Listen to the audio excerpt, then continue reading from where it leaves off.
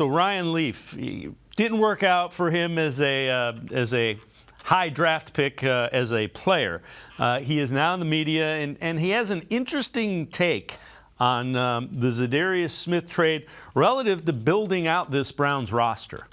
The Vikings, they trade three-time Pro Bowl edge rusher Za'Darius Smith to the Browns for only 2 fifth-round draft picks. Deshaun Watson in a full season in the Kevin Stefanski offense. You add a edge rusher to go along with Myles Garrett. Cleveland could really make some waves next year. They could really be the team that showcases, hey, we're paying a guy $236 million guaranteed, and we still built a talented roster. Everybody out there said and continues to say when Lamar Jackson should get a fully guaranteed contract. Jalen Hurts should have stuck in and got a fully guaranteed contract. Their immediate response is always this: well, if you do that, you're just blowing up the team. You can't put a healthy, talented roster together when you're paying a quarterback that much money. Well, the Cleveland Browns are thoroughly trying to do that. And again, G. Bush, it's an interesting take on what the Browns have been able to do. Ryan Leaf, listen, I don't know you've been watching. I don't know. I know you've been watching a barbershop, but I tell you what, you welcome onto the train. I'll give you, you're way bigger than I am, but I'll tell you what, that is what I've been trying to tell people forever. This whole notion about, oh, well, if you play a quarterback that much money, you can't. It's almost like the debt ceiling.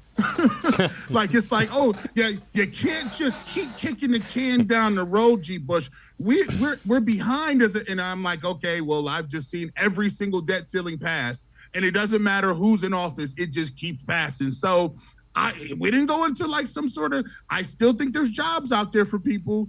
So for me, when I look at it like this, when they say you can't pay a quarterback, I just keep seeing that number get big, that $236 million. Well, now I'm seeing Jalen Hurts around the 250 range. Now I'm seeing Lamar Jackson around the 250 range. And quiet as kept, those two teams are pretty good too. And in terms of their rosters, they haven't had to have a fire sale. So with Andrew Berry, and this is going to be a very interesting season, because I think some of it is fear mongering a little bit. I think some of it is, hey, don't step outside of the guides of the unwritten rules.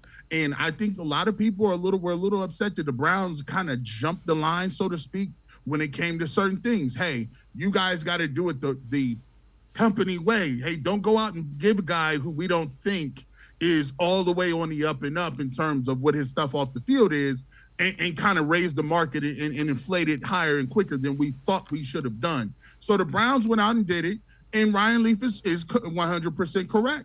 But they've put a very competitive team around Deshaun Watson on paper. We keep saying on paper because you don't win games in the offseason and on paper.